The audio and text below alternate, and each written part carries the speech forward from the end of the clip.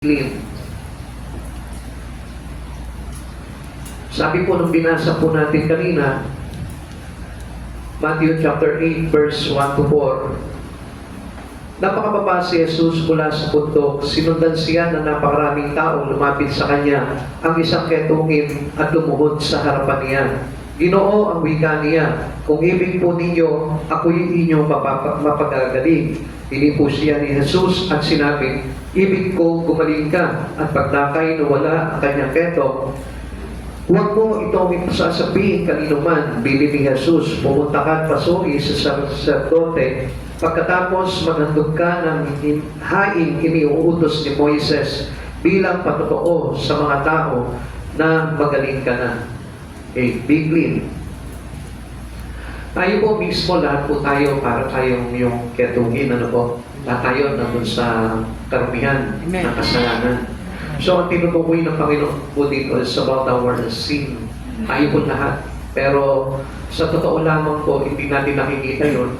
Tayo pa nga yung mismo nandidiri sa kapwa natin, nandidiri sa mga taong may mga karamdaman, nandidiri sa mga taong makasalanan, pero hindi natin nakikita yung kalagayan po natin sa harapan ng Panginoon. Buti na nga lang po, mayroong mga kapahayagan ng Panginoon na katulad po dito sa isang ketungin kung paano niya po na-achieve yung kagalingan mula sa ating Panginoon Jesucristo. After the Sermon of the Mount, the people were astonished by the teaching of Jesus. Namangha po sila. Talagang nung marinig po nila yung mga pahayagan po ni Jesus Christ, namangha po talaga doon sila sa mga pinapahayag po ni Jesus. At ito po mga aral na ito na ipinahayag po ni Jesus, it's about the Sermon in the Mount. Ito po yung mga kinalaman po doon sa, bigyan ko lamang po kayo ng mga ilan po dito. Ano po? Ito po yung turo tungkol sa paglilimos, turo tungkol sa pananalangin, turo sa pag-aayuno, yung ibigin ng kaaway, turo tungkol sa pagpaparaya, turo sa tungkol sa pakikiapid, turo sa tungkol sa diborsyo, Diyos o kayamanan, ang ilaw ng katawan, paghatol sa kapwa, humingi, humanap, kumatok. Yan po yung mga ilan lamang po sa mga pinangaral ni Jesus on the Mount, doon po sa bundok na kanyang pinagturuan sa kanyang mga alagad. Sila po, namangha po sila doon sa narinig po nila mga aral na yun. So as well as dapat tayo, namamangha rin po tayo sa mga aral na tinuturo sa atin ng Panginoon. Kasi sila po, ng mga panahon na yun, mga po sila doon. Kaya ang Diyos nakagawa ng himala sa mga buhay po nila.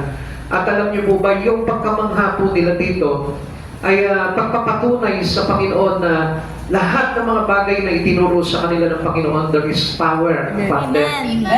Like today, no? Ito po yung nawawala sa atin. Hindi na tayo namamangha sa mga aral. Halos wala na pong dating sa atin yung aral ng Diyos. Halos talagang pinalalagpas na lang natin yung mga bagay na napapakinggan natin mula sa salita ng Diyos. Uuwi tayo na the same with the person that coming up to the church. Halos yun pa rin tayo. Unlike sa kanila po noon, ang dami mga nabago sa kanila, ang dami nilang naranasan po doon, kaya namangha sila. Matthew 7 verse 28, namangha kay Jesus ang tao nang kanilang marinig ang kanyang pagtuturo. So, dito pa lamang ma-aware na tayo dapat, ano po? Kung minsan, hindi na po natin nakita, ako ba sa pakikinig ko ba ng salita ng Diyos, na-amaze ba ako? Namangha ba ako? Hinangaan ko ba yung kapangyarihan ng Lord?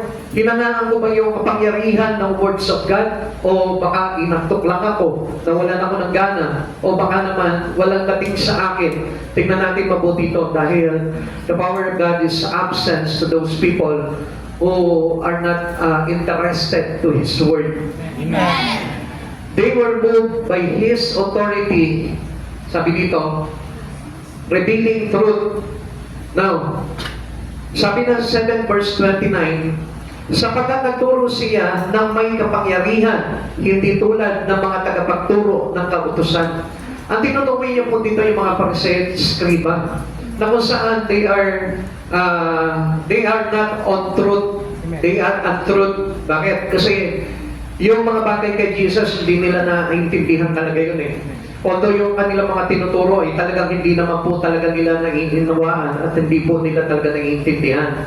Kaya nga, para sa kanila, baliwala lang po yung mga bagay na yun. Unlike po sa pagtuturo po ni Jesus talaga, with His authority to reveal the truth, talagang namangha po talaga yung tao. Naranasan po talaga nila yung katotohanan talaga ng salita ng Diyos. Now, tayo po dapat maging maantig din po tayo sa kapangyarihan ng pagpapahayag ng ating Panginoong Jesucristo. Kapag tinuturo po sa atin yung words of God, dapat tayo po mismo, mayroong dating sa atin, mayroong impact sa puso natin, yung mga bagay na pinakikinggan natin. Dapat it will transform us Amen. into a good one. Amen. From our old and our bad things in life, dapat mayroong mga pagbabago sa atin doon. Dahil hindi naman po sapat talaga na kapag ang isang tao ay humingi ng tawad sa Panginoon, ay ibibigay niya talaga yung pagpapatawad. Pero ang problema po natin dito, nababypass po natin yung mga bagay na kailangan po natin para paglapit natin kay Jesus, totally lilinisin tayo at pagagalingin tayo doon sa mga karamdaman na yun. Ang tinutukoy po dito yung ating kasalanan. Now His powerful words would be demonstrated by deeds. Kaya yung mga tinuro po ni Jesus na yun, nilakipan niya po ito ng kanyang mga pangakong gawa. Kaya ipinakita niya po dito na talagang there is power in the words of Christ Jesus. Jesus came down from the mountain to minister. The multitudes followed Him and were met by a leper. Ito po, dito pinakita, isa doon sa multitude, sa mga maraming tao na yun, yung pong mayroong ketong. Yung kapangyarihan ng kanyang pagpapahayag ay pinakitaan niya po ito ng kanyang mga gawa. Kaya, nung time na yun, namangha po yung mga tao, yung karamihan ng tao na nandun, at isa na rin po doon, yung leper. Alam niyo, sa panahon po nila, yung leper, yung mga may ketong, wala nang pag-asa sa buhay yun. Even as today, hindi natin napapansin yun. Minsan nga, proud tayo sa sarili natin eh. Kaya nga hindi tayo mamangha-mangha na sa mga bagay na tinuturo sa atin ng Panginoon. Why? Because of proud of our own self. Nagiging hangang-hanga lang tayo sa sarili natin na hindi natin nakita yung ketong. Hindi natin nakita yung leprosy na meron tayo, which is our sin. Amen. Sa panahon po nila kapag ketong, sakit na ketong, nilalayuan yan, iniiwasan yan dahil nakakahawa yan. Sa panahon po nila, kapag sinabing ketong, wala nang pag-asa yan. At alam natin, they are outcasts. At wala na po talagang kagalingan po yan. Pero, tignan niyo po, dahil sa pagkamangha nitong ketongin na ito, lumapit siya kay Jesus. Dahil nakita niya, naranasan niya yung power of authority of the words in Christ. Amen. Kaya doon siya nagkaroon ng pag-asa. Ngayon, alam niyo mga kapatid sa Panginoon, tayo, marami po tayo pero hindi natin nakikita yung pagiging leper natin. Yung ating kasalanan, hindi natin makita na walang pag-asa yung kasalanan na yun kung hindi natin ilalapit sa Panginoon. Amen. Pero marami po sa atin, halos tayo pa yung nagmamalaki sa Panginoon at tayo pa yung umiiwas sa Panginoon. Now, tingnan po natin. Ito po nag-umpisa yung lahat na yan. The leper and the crowd. Doon sa crowd, nandun po yung isang leprosy victim. So sabihin po natin na ito pong ketongin na ito, isa po siya doon sa nagkaroon ng interes sa mga itinuturo ni Jesus. But before, first of all, gusto ko po na malaman, may interest ka ba sa salita ng Diyos? Amen. Kung wala kang interest na makinig sa salita ng Diyos, walang mangyayari sa buhay mo. Even the forgiveness of God cannot be received upon us kung tayo po mismo walang interest sa words of God. Amen. Tingnan po natin ano. Matthew chapter 8, verse 1 and 2. Pagbaba ni Jesus mula sa bundok, sinundan siya ng napakaraming tao. Sinundan siya, followed by the multitude. So, ibig sabihin po nito, after receiving the words from Christ Jesus, sumunod sa kanya yung mga tao, maraming tao. Amen. Anong ibig sabihin po nito? They are amazed. Amen. And they are believed into what Jesus foretold to them. Amen. Ngayon mga kapatid sa Panginoon, minsan tayo, ang dami na natin mga salita na napakikinggan, pero halos hindi tayo sumusunod sa Panginoon. Iba itong leper na ito eh. Itong leper na ito, hiwalay siya. Kung nandito yung karamihan, nakabukod siya. Nakamalayo siya sa ating Panginoong Jesucristo dahil hindi siya pwedeng dumikit sa mga tao, kundi baka batuhin siya o patayin siya. Alam natin na gano'n yung discrimination ng isang tao noon na may sakit na leper, na may sakit po na leprosy, na may ketong. Alam niyo mga kapatid sa Panginoon, sa kanila, kapag ka leper, they are not interested to this person. Obviously, wala po silang kumbagay compassion, wala po sila talaga malasakit, wala po talaga silang kumbagay parang kasimpa-simpatya doon sa ganong klaseng tao. Kaya nga, tingnan nyo, pagbaba pa lang ni Jesus doon, nagsunuran na sa kanya yung napakaraming tao. Verse 2, lumapit sa kanya ang isang taong may ketong, lumuhod sa harapan niya at sinabi, Panginoon, kung nais po ninyo ako, inyong mapagagaling at magagawang malinis. This multitude would have been in no mood for lepers. Siguro, kapag kayo, meron kayo, halimbawa na balitaan po dito, no, na nakagawa ng biggest crime or biggest sin, it's like lalayuan niya. Uy, limos tayo dyan. Matindi yan. Makasalanan yan. Makalalayuan mo yan. So, ganun po sila nung araw. The leper was an outcast from the city. No one would come near him. And the sermon they had just heard put them on spiritual high. So, kung mapapansin po natin dito, sila po mismo, wala po silang pakialam po doon sa isang ketungin. Like, tingnan niyo po ngayon sa panahon po natin, ikaw ba may interest ka o meron kang, let's say, meron ka bang compassion about the one beside you? Yung tao ngayon na nandito ngayon. Kapag nakita ko ba yung isang tao niya na makasalanan, meron ka bang interest na damayan siya?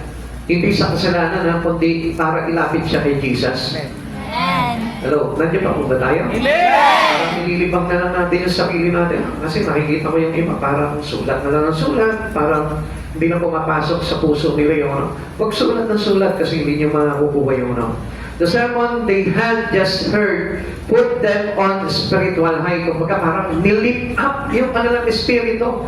Doon sa sermon ni Jesus, na-lift up po sila. Amen. Alam niyo, sa totoo lang, ako, every time po ako na makakarinig po talaga ng mga teaching, halos sabi ko, parang nagkakaroon din ako ng pagkamangha eh. Parang nare-reveal sa akin na ito pala yung gustong pagawa sa akin ng Lord. Kaya nakakadagdag po yun doon sa paglago ng Espiritu. Pero if we are uninterested about the words of God, at ang interest lamang po natin, yung mga bagay lang na ginagawa natin sa mundo, still, mapapalakas pa yung kasalanan mo. Amen. Instead of the forgiveness of God, ang mangyayari nun, papatong lang ng papatong at bibigat lang yung kasalanan natin na hindi tayo gagaling.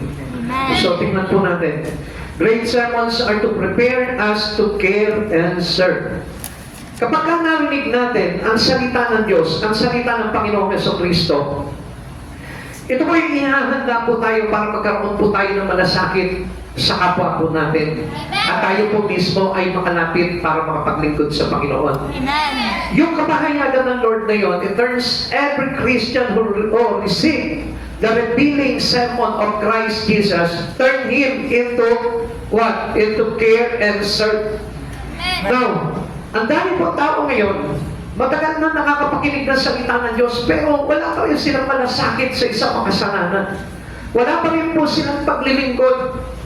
What I mean here, na dapat kapag nakikinig ka na ng salita ng Diyos, if it gives you a power, ang gagawin sa iyo nito is to serve. Amen. Is to care for someone. Amen. Hindi ito kumbagay para mag-uupo lang sa iyo sa isang lugar na kung saan natanggap mo yung salita ng Diyos pero ikaw mismo hindi ka natinag.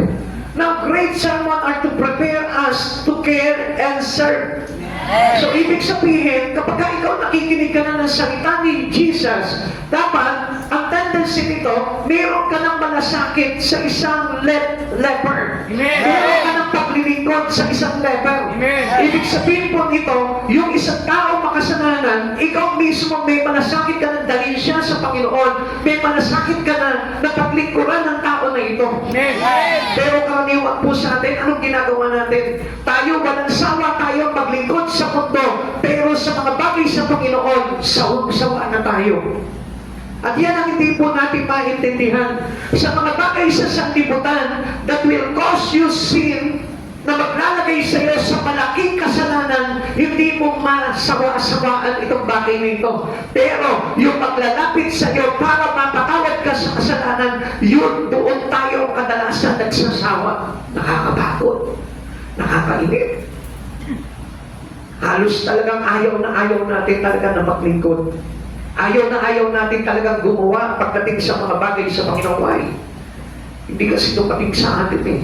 Yung kapangyarihan, yung authority ng words ng ating Panginoong Jesucristo sa buhay natin. Pero once you receive that authority of the words of Christ Jesus, I tell you, ito yung magdadala sa atin para paglingkuran mo ang Diyos sa buhay mo. Amen. In the Bible, lepers pictures what sin has done to all. Pinapakita dito yung kalagayan po dapat natin. Ilan po sa atin dito yung parang pag nakita ng si Jesus, eh talagang nagkukumahog na siyang lumapit at magpatira pa kay Jesus. Alam natin, ito yung kalagayan natin, that we are all unclean. Tayo lahat dahil sa kasalanan. Sabi nga po na Roma chapter 3, verse 10 to 23, walang naghanap, walang sino man ang naging mabuti at naghanap ng mabuti. Our sin have earned us death. Pero ganun pa man, kung papansinin natin, hindi pa rin tayo natitinag. Still, we're doing our own part in this world and not on the part of Christ Jesus.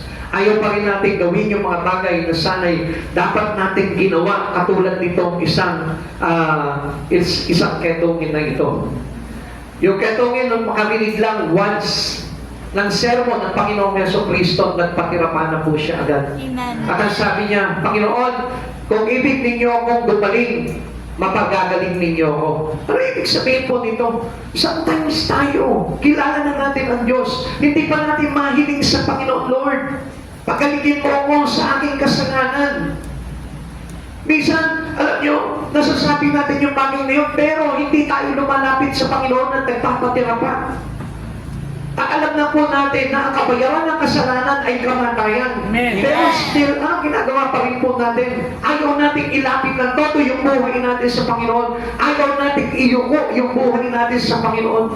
Pilit pa rin natin gusto gawin yung mga bagay na nakapagpapalayo sa atin sa Panginoong Jesucristo. Roma chapter 6 verse 23, sapagkat kamatayan ng kabayaran ng kasalanan, ngunit ang walang bayad na kaloob ng Diyos ay buhay na walang hanggan sa pamamagitan ni Kristo Jesus na ating Panginoon. Sa pamamagitan nino, sa pamamagitan ni Kristo Jesus. Amen. Hindi sa pamamagitan ng kabutihan ng iyong sarili. Amen. Hindi sa pamamagitan ng pagiging matulungin mo. Amen. Hindi sa pamamagitan ng pagiging maayos mo sa pamilya. Amen. Kundi ang sabi dito, sa pamamagitan ni Kristo Jesus, doon tayo bibigyan ng walang hanggang buhay. Amen.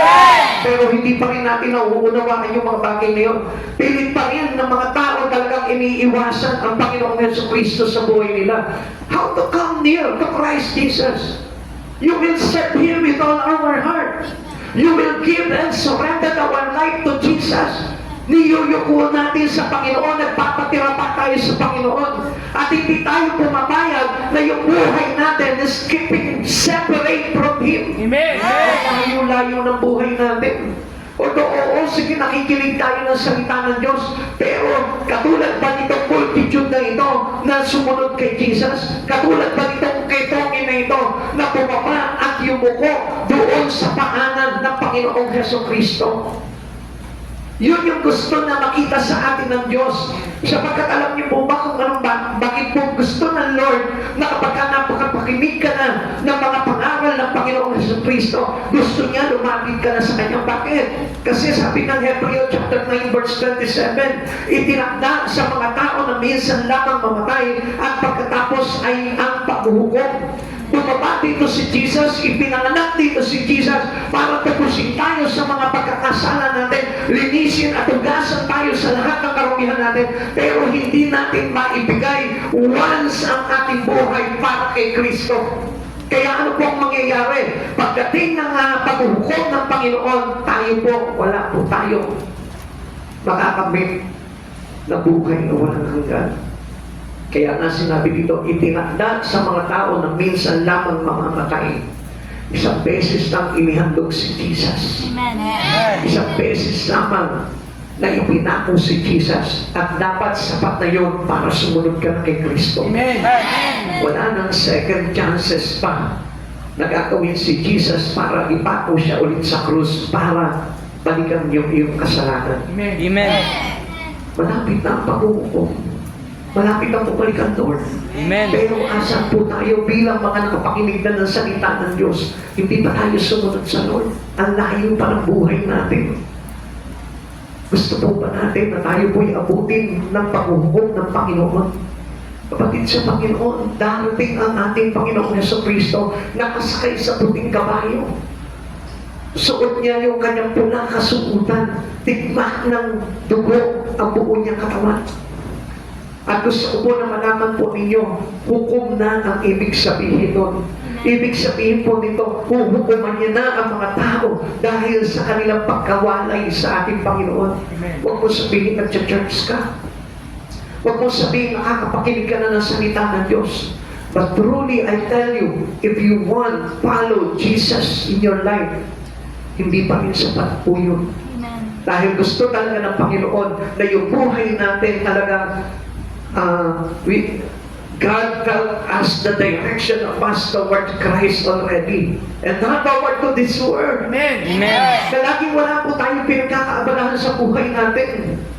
Kasi kung sabihin, tingnan niyo po, until now, abala pa rin ang mga tao. Na halos pa rin, ayaw pa rin magbigay ng panahon sa Panginoon. Darating na ang paghuhukom. Sabi po ng Panginoon, makikita nyo na malapit na dumating ang Panginoon. Dahil sa mga tandang makikita ninyo sa hipapawid, sa nature, sa mga bagay na nagaganap. Pero hindi pa rin po tayo natitinag. Ano pa po kaya ang pwede gawin ng Panginoon sa mga katulad po natin na patuloy po na nag-aabala pa rin sa mga bagay sa lipunan ito? Gusto po na magising po tayo sa katotohanan dahil minsan na po napahamak ang mundo. Doon sa panahon ni Noah, ganyan po yung kalagayan ng mga tao. Apalasinan, nagpapamilya, nagpapakasal, nagkakainan, nagiinuman, nagpapagawa ng mga tahanan po nila. Pero gusto ko po na malaman po ninyo, hindi mo ba nakikita na ang sitwasyon ngayon ay nandun? Paligtas kaya tayo pagdating ng ating Panginoon. Many who follow Christ have no compassion for the unclean. Dito pa lamang po makikita na po natin yung sarili natin eh. If we are following Christ Jesus already, dapat tayo mismo, may interest na tayo doon sa mga tao na makasalanan. May interest na tayo doon sa mga ketongin ng lipunan. Para mailapit sa Panginoon.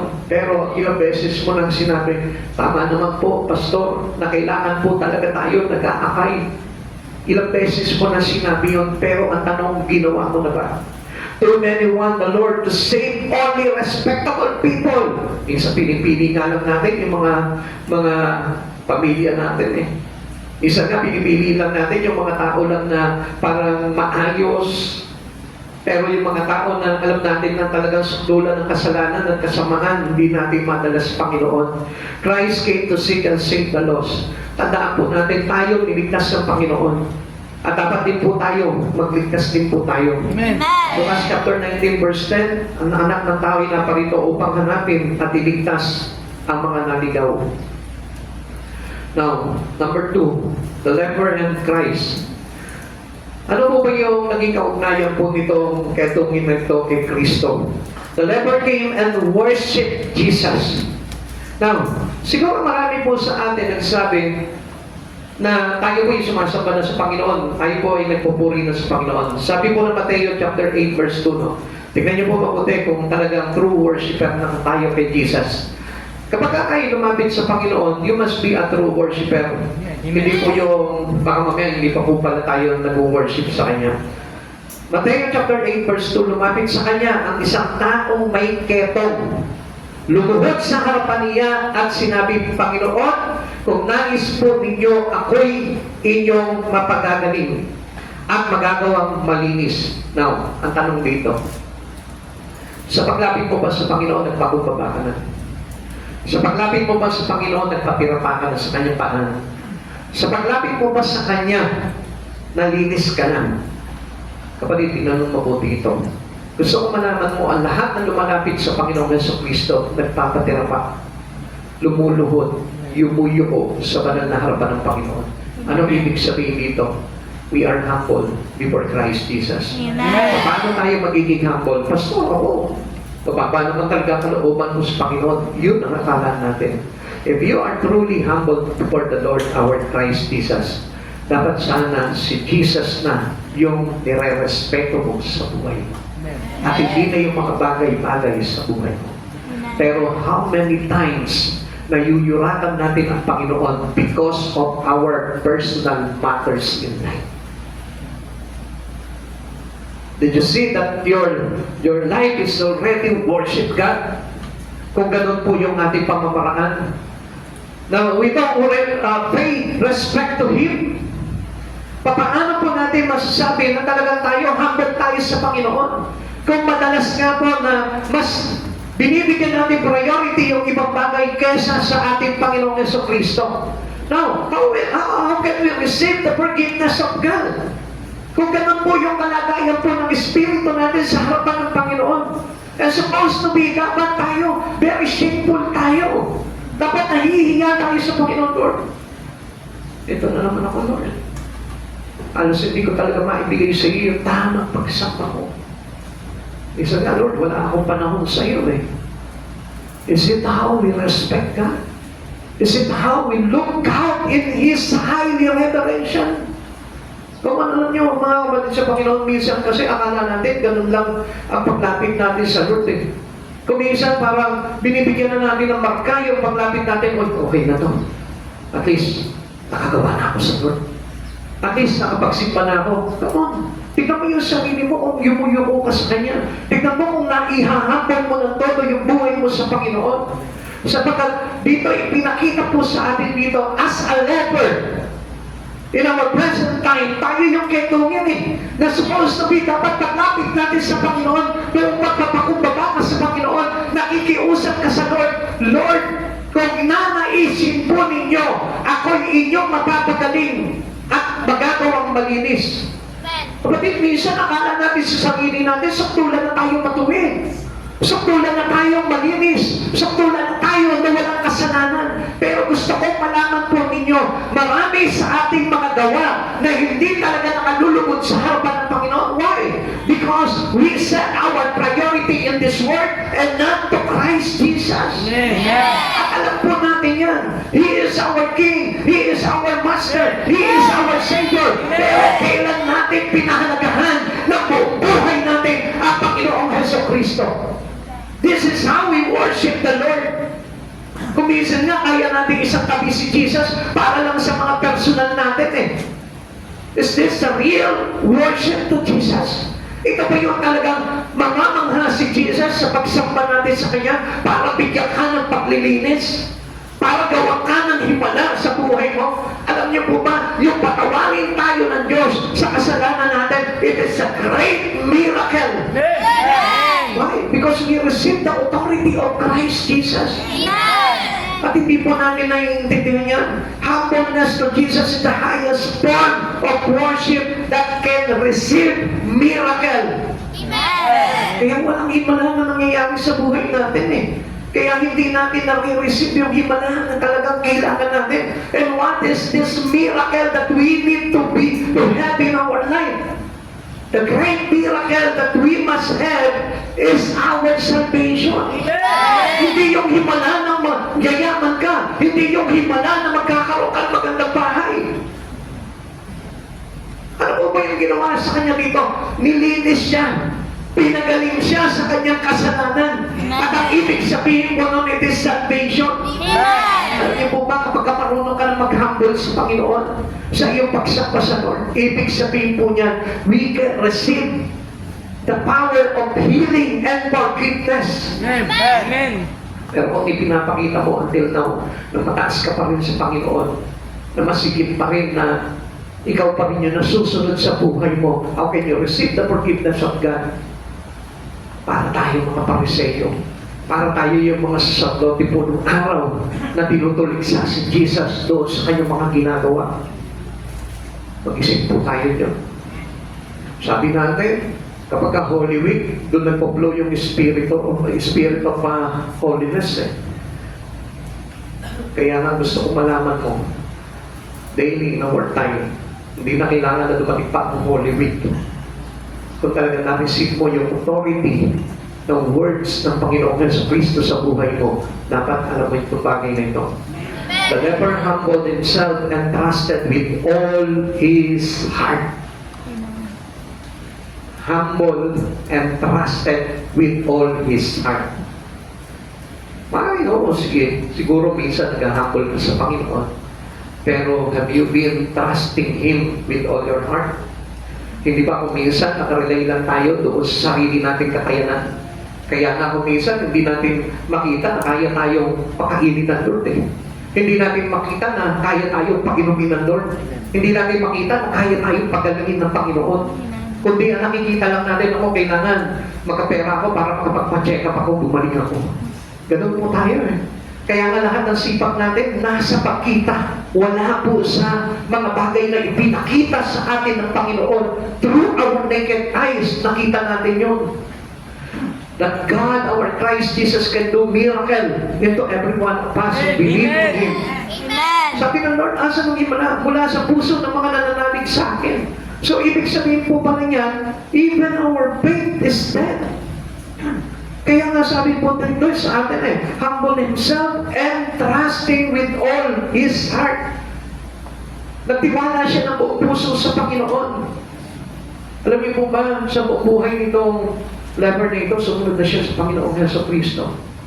Hindi natin alam, baka is one of the disciple or alagad ni Kristo ng mga panahon na yun. Kaya nga, sabi dito, katulad din po nung magnanakaw sa krus, kaya niya na-receive because he gave his own humbleness and his trusting Him. Di ba? Yung kanya pagtitiwala sa Panginoon, ipinakita niya yun. Siguro, inulit-ulit ko na po dito yung bagay na yun. Para sinabi natin, bakit? Hindi naman siya nakarinig ng salita. Doon lang mismo, sa oras na yun, nakareceive siya ng kaligtasan. Madali lang pala. Di ba? Tsaka ko na lang iisipin ng Panginoon sa Kristo. Pero gusto ko malaman mo yung kalagayan niya doon ang paano sila parehas sa krus. Si Jesus, hindi na makakita yung itsura niya. Dahil puno na siya ng dugo. Hiwa-hiwa na yung kanyang mga laman. Pero na-recognize pa rin ito pagnanakaw na ito na kahit nandun siya sa kanyang paghihirap din na nakapako sa krus. Ano sabi niya? Yung buong pagtitiwala niya pa rin. Ikaw kaya, subukan mong ipako sa krus, tingnan mo kung magtiwala ka pa sa Diyos. Baka sabihin ko, pinabayaan na ako ng Diyos. Dahil kung hindi ako pinabayaan ng Diyos, baka wala ako dito sa krus na ito. Minsan nga, kapag hindi ka nasupwendo parang sinasabi mo na sa sarili mo, pinabayaan na yata ako ng Lord. Wala na yata sa akin yung favor ng Lord. Marami po sa atin ganyan. Hindi natin mapagtiwalaan ng buong puso ang ating Panginoon. Luke chapter 23 verse 42, at sinabi pa nito, Jesus, alalahanin mo ako kapag naghahari ka na. Imagine na, nakita niya pa rin si Jesus as King and Savior. Ganun yung kalagayan. Halimbawa, ikaw, bugtugin ka ngayon. Tapos, sabihin mo, ako pinakamatapang dito Bugbog sarado ka, maniniwala kayo lang sa iyo yung mga tao na ikaw ang pinakamatapang dito. Ang kalagayan ni Jesus dito, lasog-lasog yung katawan niya, walang lakas. Nakabayubay sa krus.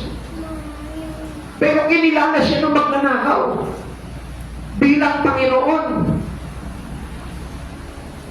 So, doon pala makikita na natin kung gaano siya nagpapahalaga at kung gaano siya nag-humble doon sa ganong anyo ni Jesus. Ngayon sabihin mo sa akin, ikaw nakita mo na lahat ng mga bagay na ginawa ni Jesus.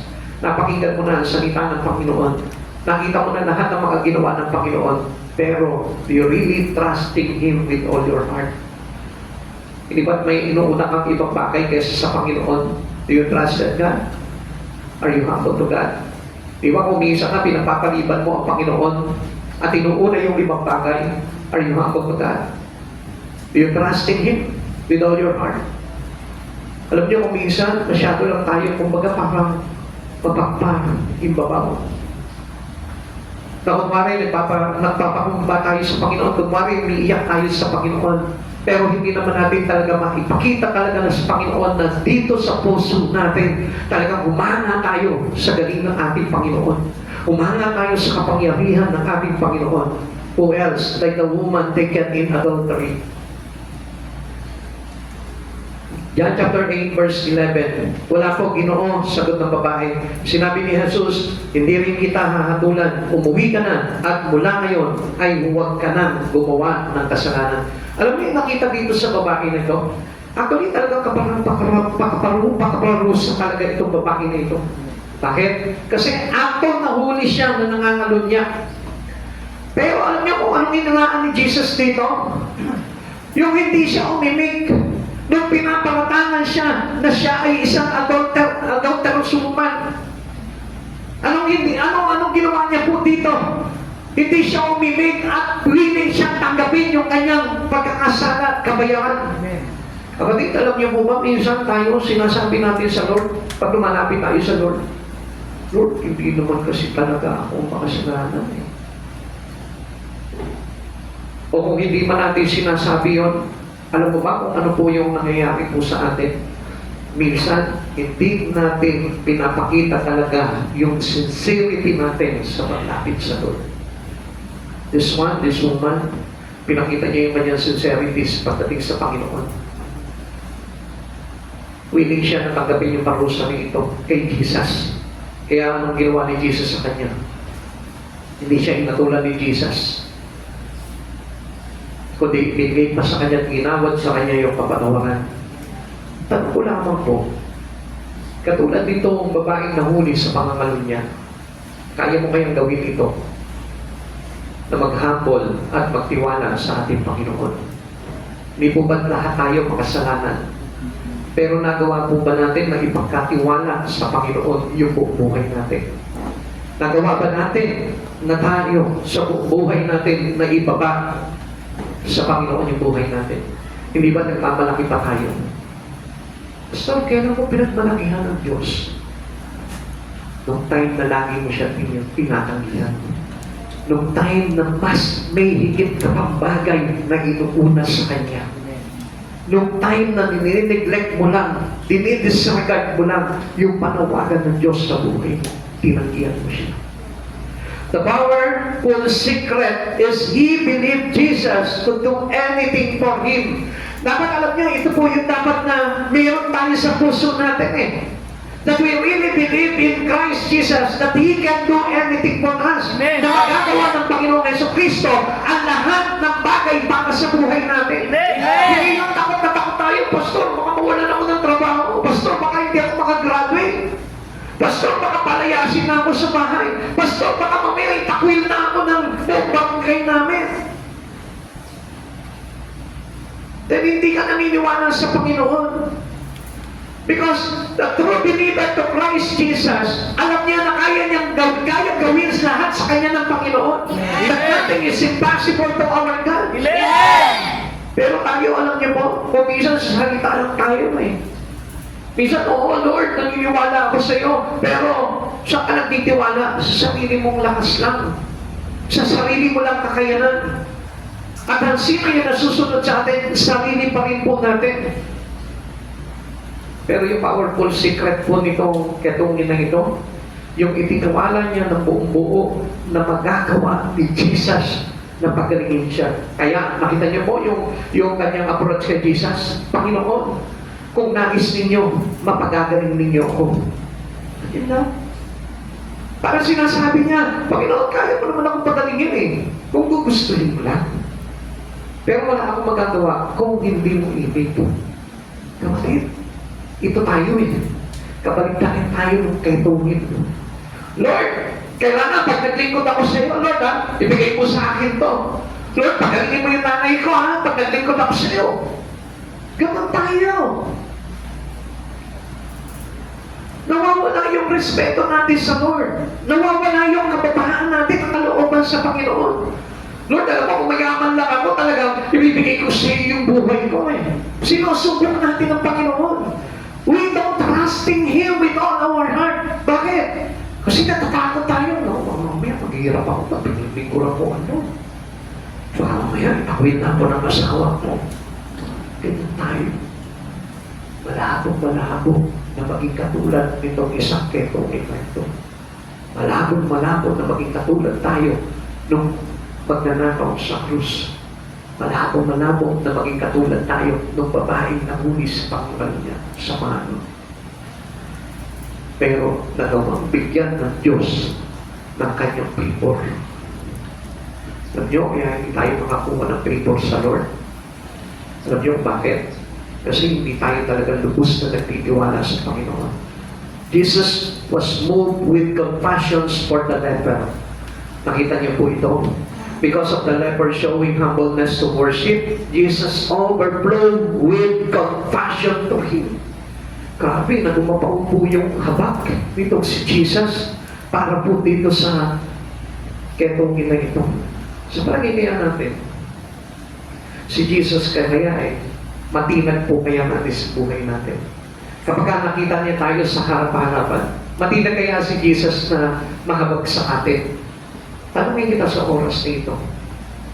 Baka huwag niya sabihin ni Jesus sa buhay, ito yung lagi nagmamalaki sa akin eh. Ito yung lagi walang panahon sa akin. Malapit lang sa akin kapag may karamdaman eh. Malapit lang sa akin kapag may kaguluhan sa buhay. Pagka hindi niya nakaya ang sitwasyon, doon na nalapit sa akin to. Kapag libre lang ang panahon niya, doon na nagkakaroon ng oras sa akin to. Matinag kaya natin ang Panginoon. Yung kanyang habag kaya sa atin, matinag kaya po yun. Alam niyo, kung minsan hindi natin pinag-aaralan yung sitwasyon po natin. Minsan, nananampalataya tayo sa Panginoon, pero tiwala talaga tayo sa sarili natin, and not to God. Minsan nga, kung mapapansin po natin, yung lapit po natin sa Panginoon, hindi nagpapakita po talaga ng totoo, pagbabakumbaba sa harapan ng Panginoon. At tandaan natin, humihingi lamang po tayo ng habag sa ating Diyos.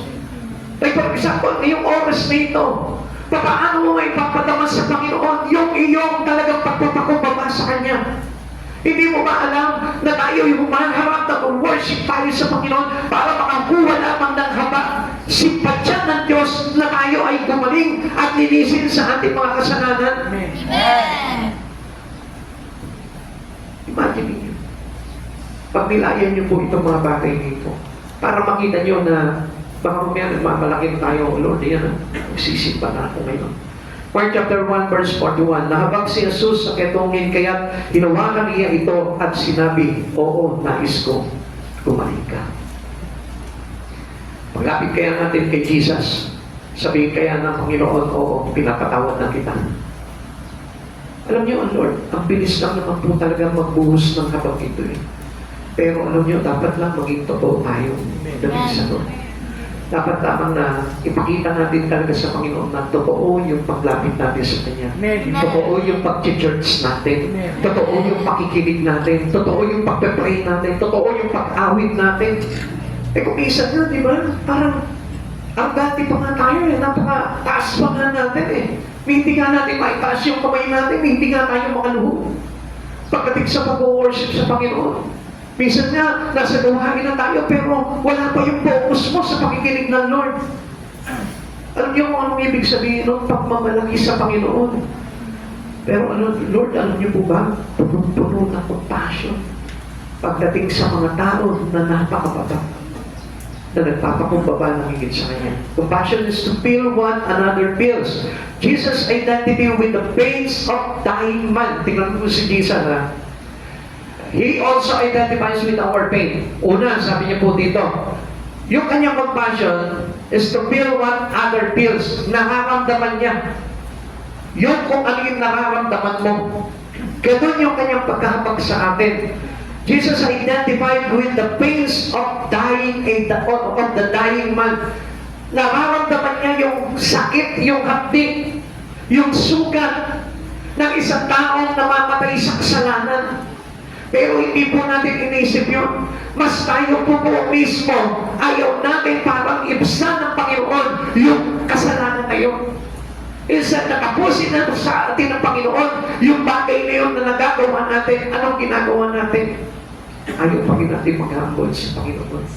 Alam niyo po ba, the best thing that we can do for us having the compassion of Christ Jesus in our life, alam niyo po ba, yung ibaba mo na lang yung sarili mo sa Kanya. Huwag ka na lang magmalaki sa Kanya. Lord, dami ko talagang pagkukulang sa iyo, Lord. Pero Lord, please, allow mo pa rin ako na makalapit sa iyo.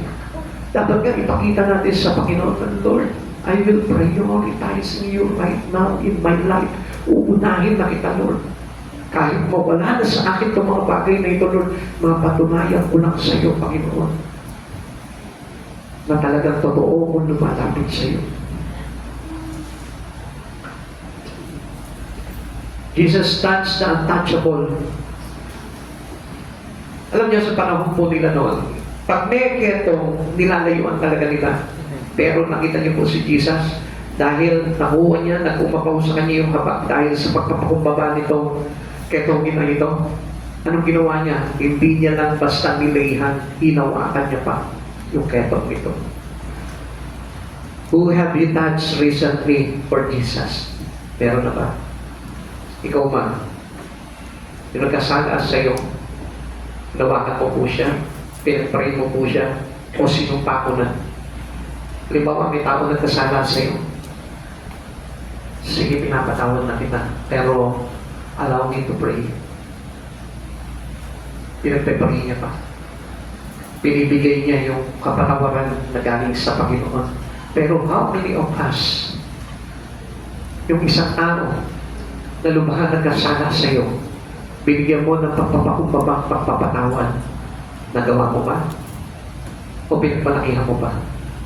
Hindi mo ba alam, ikaw yung ketungin na hinawakan ni Jesus not only to pray you, not only to lay His hand into you, but He touched you. He touched your wounds. Hinawakan niya yung mga sugat mo, hinawakan niya yung ketong mo. Kinuha niya lahat ng karumihan mo. Siya yung umakap doon sa kasalanan na yun para ikaw mahugasan ka lang. Pero tanungin kita, meron ka na bang hinawakan para daling kay Jesus? O meron ka ng tao na kinamuhian dahil nagkasala sa iyo? O dahil nanakit ng damdamin mo? Tanungin mo yung sarili mo sa oras nito. Have you been ignoring the untouchables? Yung ayaw nila na, parang yung ayaw nila, yung kinamumuhian nila, pinagmalasakitan mo na ba? Yung mga tao na parang ayaw nila, inis na inis sila, namumuhi sila, kinalugdan mo ba? Nagmalasakit ka ba? Ito yung si Jesus. Pagdating doon sa ketongin, ayaw ng tao, nung maraming tao na nandun, the multitude hate that leper man. Pero anong ginawa ni Jesus? He focused his attention, he gave his compassion. And he touched the wound of this leper. Pinagaling niya. Ikaw, tanongin kita ngayon sa oras nito. Baka nga marami kang kinasusuklaman. Baka nga marami kang kinaiinisan. Baka marami kang sinusumpa sa buhay mo ngayon. This is not a true worship with humbleness to Jesus. Kaya sayang lang yung pagtaas mo ng kamay. Sayang lang yung hallelujah mo. Sayang lang yung pagiging mo ng tawad sa Panginoon kung ikaw mismo hindi mo kayang magpatawad.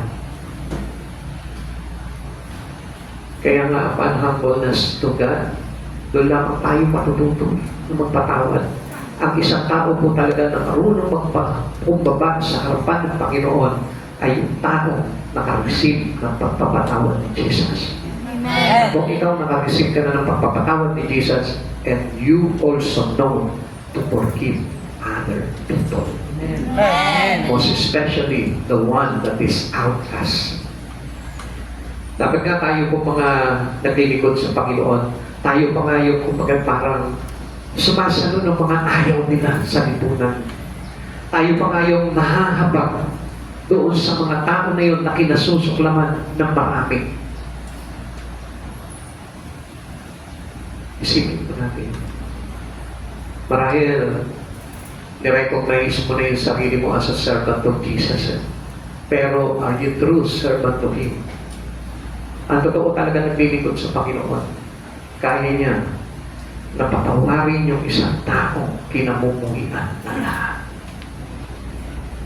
Kaya niya na patawarin yung isang tao na kung saan gumawa sa kanya ng napakabigat na pagkakasala.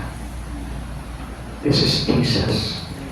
Alam niyo po ba, si Jesus kaya siya bumaba dito? Hindi po siya bumaba dito para hatulan yung mga kaaway niya. Hindi siya bumaba po dito para hatulan tayo sa kasalanan natin. Kundi yung mga outcast ng lipunan, yung pa yung unang-unang binigyan niya, ginawa na niya ng pagpapatawad at kagalingan.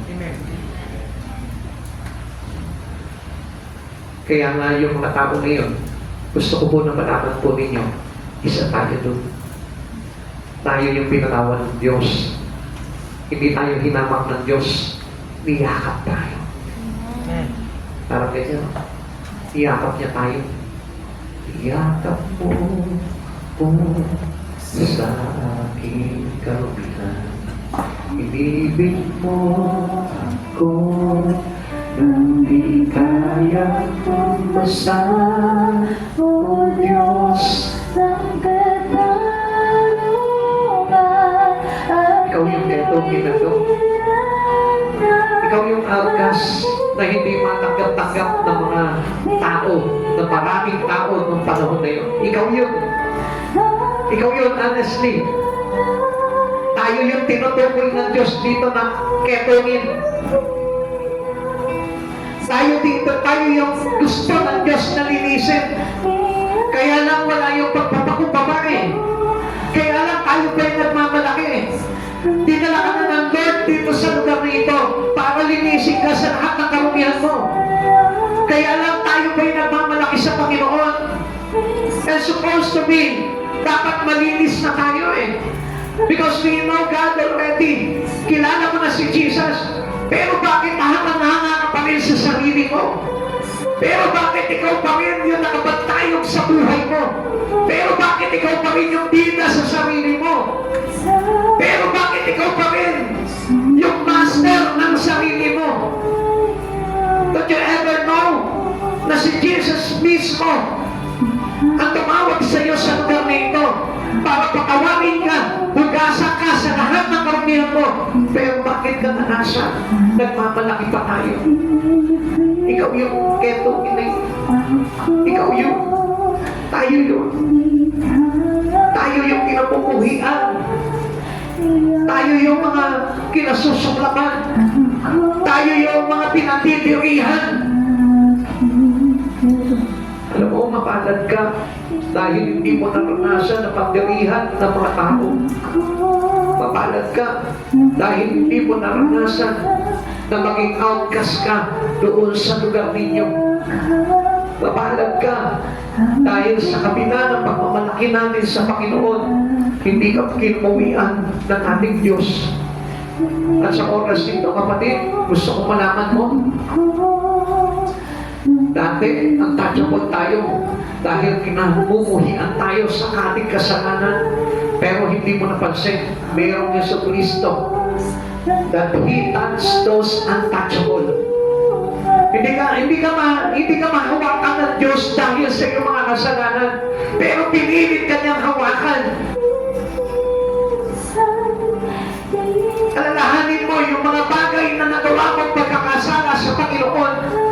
At sabihin mo ngayon sa oras na ito, wala bang karapatan na tumanggap ng iyong pagmamalasakit at habag yung mga tao ngayon na nagkakasala sa iyo?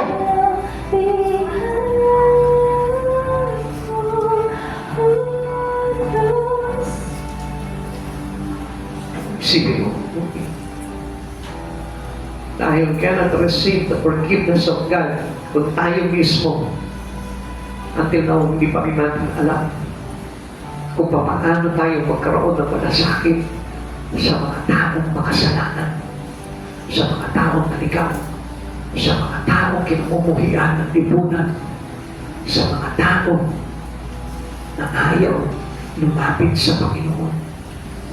And as number 3, the leper made clean. Nilinis siya ng Panginoon. Sabi dito ng Mateo 8:3-4, tinawakan siya ni Jesus at sinabi, oo, nais ko, maging malinis ka. Bumalik at luminis na agad ang ketungin.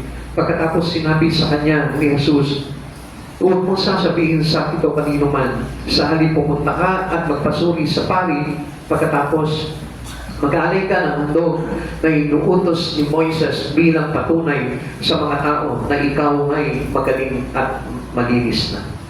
Alam niyo po ba ito si Jesus? Lahat ng bagay na ginagawa niya is according to the words of His Father.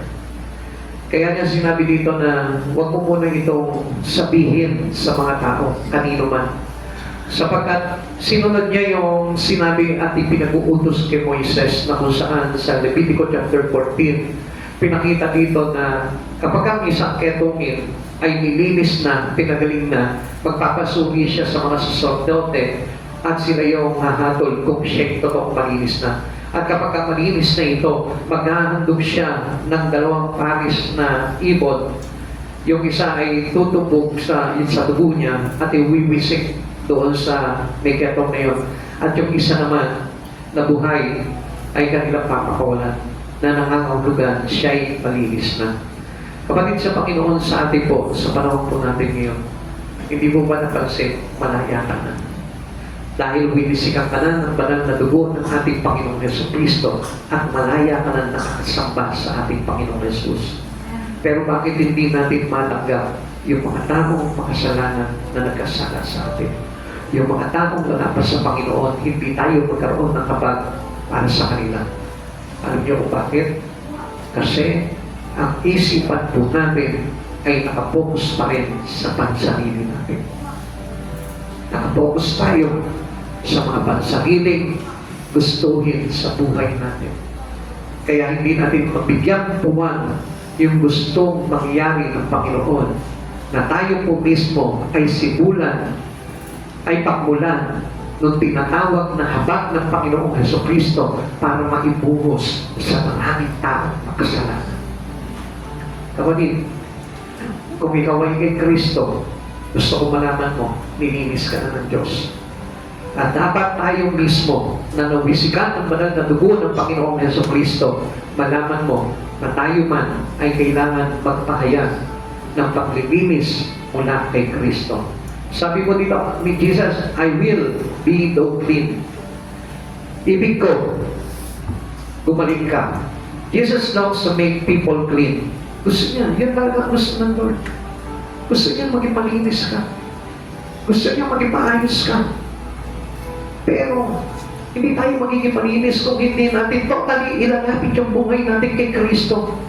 Kung tayo po mismo, hindi katulad nung ketungin na ito, na sumunod siya kay Jesus, hinabol niya si Jesus, nagpatira pa siya kay Jesus.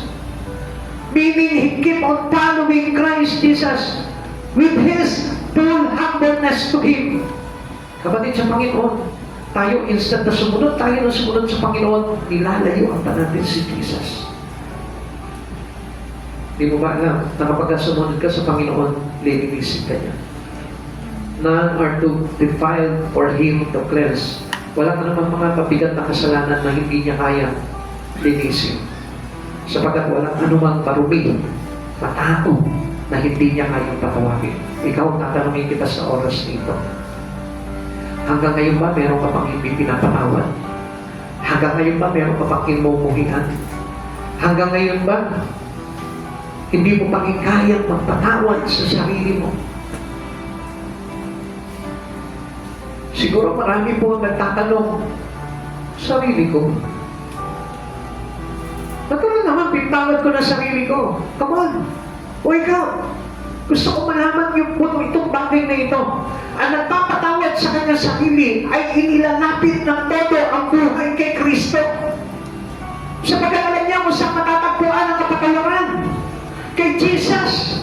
Kaya kung hindi mo nilalapit na todo yung buhay mo kay Kristo, ibig sabihin yan, ayaw mong patawarin yung sarili mo. Hello?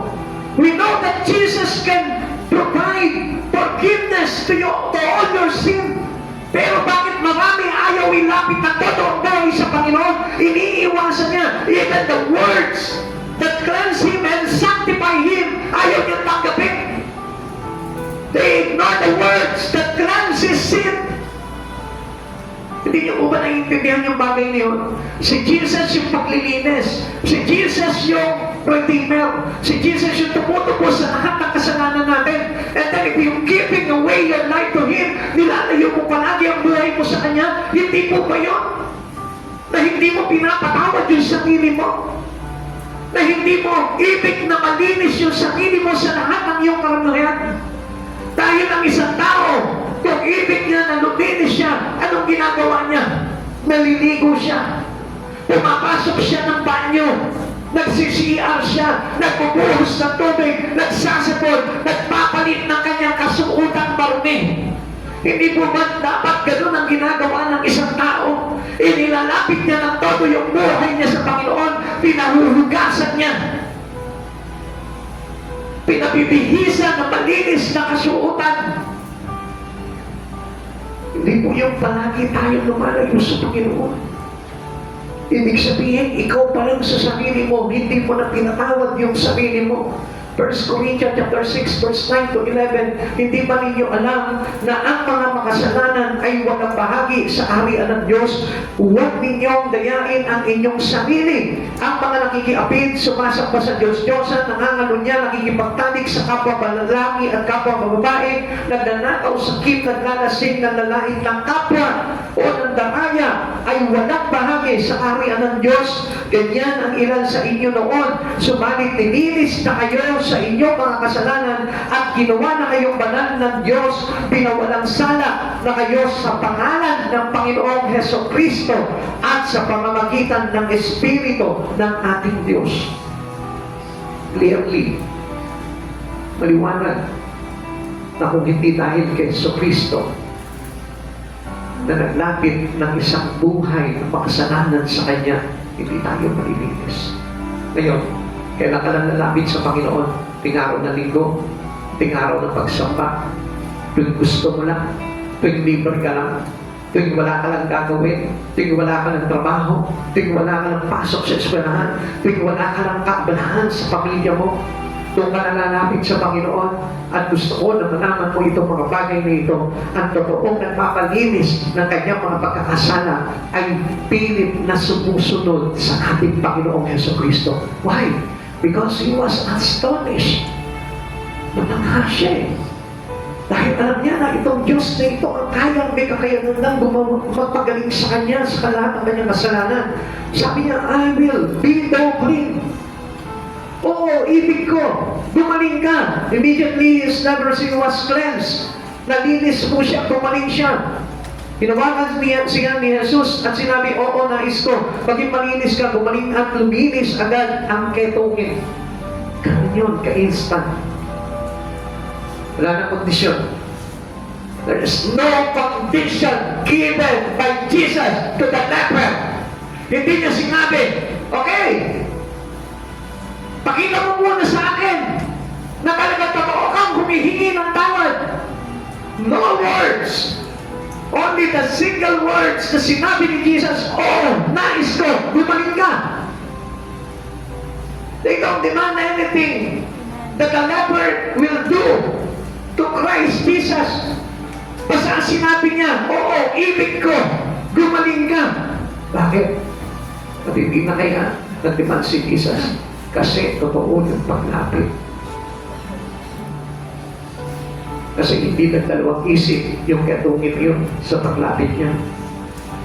Ibigay niya yung buong pagtitiwala niya kay Jesus. Panginoon, alam ko ikaw lang yung makakapagpagaling sa akin. Panginoon, alam ko ikaw lang yung makagagawa ng mga bagay-bagay na ito sa buhay ko. Wala nang iba. Hindi ko kaya gawin ito, Panginoon. Hindi ako hanga sa sarili ko. Hanga ako sa iyo. Marami po sa ating ngayon Kristiyano na pero hanga sa sarili, hindi sa Diyos. Kaya nga gusto ko malaman mo, hanggat bumahanga ka sa sarili mo, kailanman hindi mo marireceive ang paglilinis ng Panginoon sa buhay mo. Kaya nga madalas tayo nasasaktan pagdating sa ating Panginoon. Eh, bakit? Kasi ang tayog natin there's no humbleness. Hanga ka sa sarili mo. At yun yung dahilan kung bakit hindi natin ma-achieve yung pagpapatawad ng Diyos. Because of our pride. Ang taas natin. Ang hinangaan natin yung sarili natin. Hindi yung Diyos na maglilinis at makagawa ng maraming bagay sa buhay mo. Imagine the joy of the cleansed leper. Kung imagine natin ako kaya kasaya itong ketong ito. Have you experienced the joy of being clean?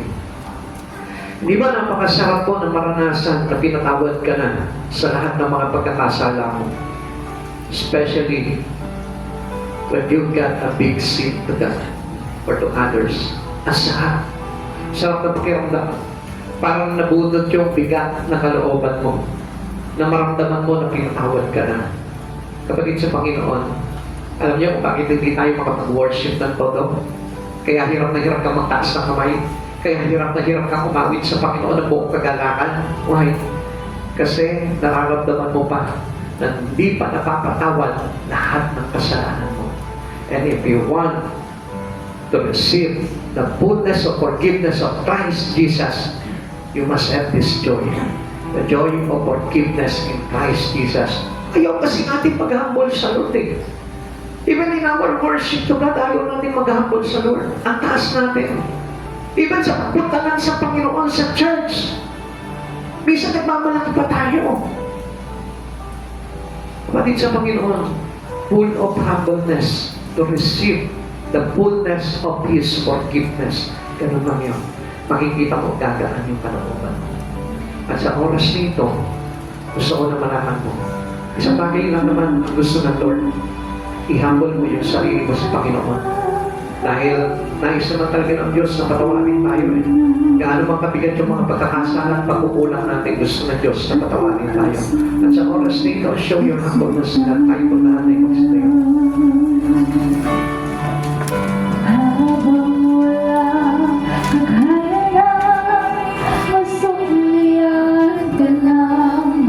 Marahil sa oras na ito,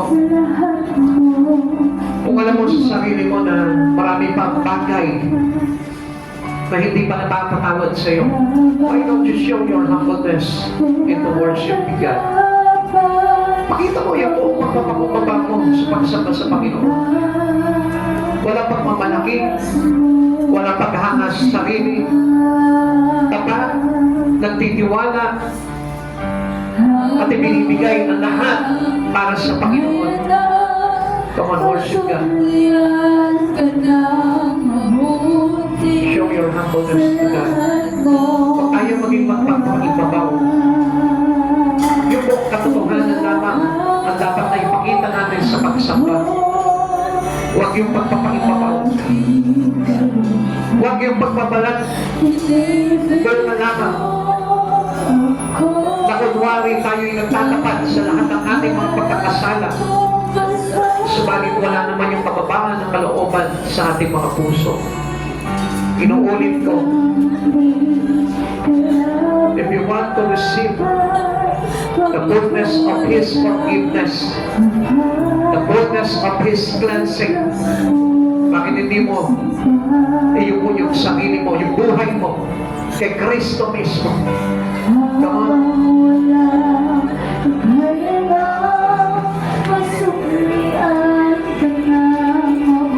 Humble yourself before the Lord.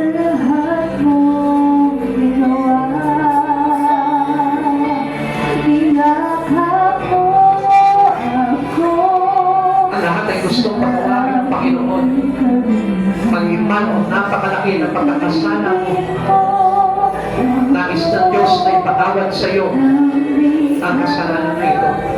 Huwag mong isipin na wala ka nagawang pagkakasala, sapagkat lahat tayo ay nasasala. Lahat tayo ay nagpalaki sa ating Panginoon. Lahat tayo nanangan sa sarili lamang nating kakayanan. Minsan nga, hindi pa sumasagot ang Panginoon, pero ikaw ngayon ang unang sumagot. sikapin mo na makuha yung talagang totoong pagpapatawad ni Yesu Cristo sa buhay mo. Ano bang karumihan? Ano bang pagkakasala? Nais ng Diyos na patawarin ka sa lahat ng ito. Hallelujah. Glory to Christ Jesus.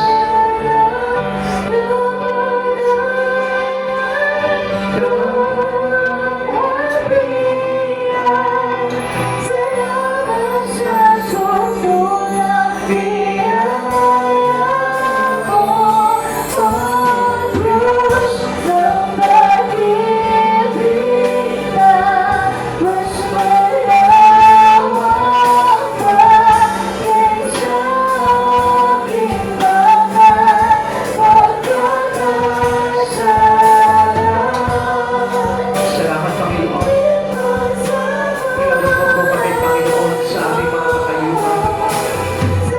Tinuruan mo po kami, Panginoon, na magsuko ng aming mga katakasan.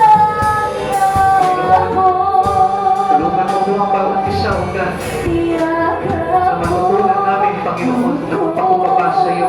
Tulungan mo po kami, Panginoon, na magkaroon din kami ng pagpapatawad sa kapwa, O God. Minsan lamang dumating sa amin ang opportunity na ito, Lord, na kami po, Panginoon, ay turuan mo ng tamang pagpapatawad, ng tamang pagpapakumbaba, ng tamang pagtitiwala, Panginoon, sa iyo. Turuan mo kami sa mga bagay na ito, Lord. Makita namin, Panginoon, na napakahalaga, Panginoon, ang kababaan sa iyong banal na paanan.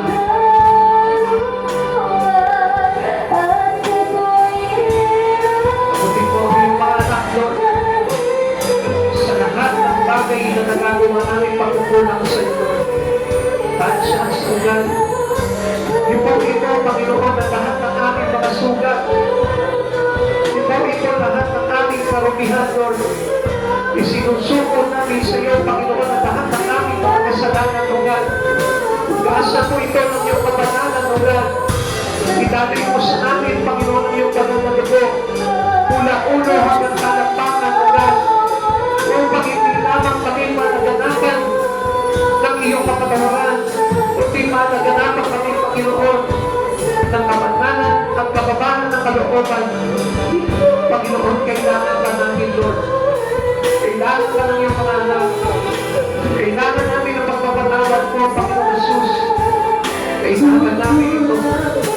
Kailangan namin ito, Lord. Kailangan namin ito, O God. Nais namin makalaya, Panginoon, bago ka bandang dumating. Sabi mo, Panginoon, inilagdas sa lahat ng tao na minsan lamang ang buhay at pagkatapos ay ang pagulong. Batid namin, Panginoon, na malapit ka nang dumating. Batid namin, Panginoon, na malapit na ang pagpalito mo, Lord. Ang pangukuman sa lipunan ito, O God. Ipilang mo kami sa lahat ng iyong ipinatawag. Ipilang mo kami, Panginoon, sa lahat ng iyong ipinigtas. Mahabag ka sa amin, Panginoon Jesus. Kapalan mo ang bawat isa amin, Lord. Ilagay mo sa puso namin, Panginoon, ang pagpapatawad. Tuloy mo sa amin, Panginoon, ng Espiritu ng pagpapatawad, Lord. Hindi lamang, Panginoon, sa mga kapatid namin na narito, Lord. Maging sa mga tao na kinamotohiran namin, Lord. Turuan mo po kami, Panginoon, na ibigin sila. Turuan mo po kami, Panginoon, na pagpanasakitan sila. Turuan mo kami maging katulad ng puso mo, Panginoon Jesus. Turuan mo po kami, Lord, na magpahalaga kami sa mga bagay patungkol sa iyo. Turuan mo kami na unahin ka, Panginoon, sa aming buhay. Katulad ng ginawa ng Attorney na ito, Lord. Sumunod siya sa iyo, ang buhay niya, nagpakumbaba, at kinilala, Panginoon, ang kapangyarihan mo sa kanyang buhay. Kaya kung kilalanin namin, Panginoon, ang kapangyarihan ng iyong salita, kapangyarihan ng iyong presensya, kapangyarihan ng iyong pagpapatawad,